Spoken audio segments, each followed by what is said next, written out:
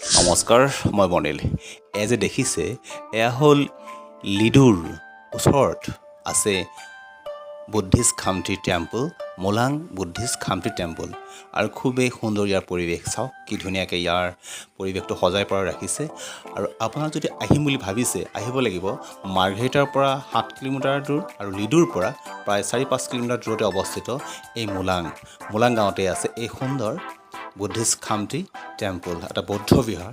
আৰু ইয়াত আহিলে মনটো খুবেই আনন্দিত হয়, খুবেই ভাল লাগে। আৰু ইয়ালৈ বিভিন্ন সময়ত বিভিন্ন ঠাইৰ পৰা বিভিন্ন দৰ্শকসকল আহে, ভ্ৰমণ কৰি আহি ইয়াতে সোমায় আৰু ইয়াৰ পৰা বহুতো শান্তি লৈ যায়।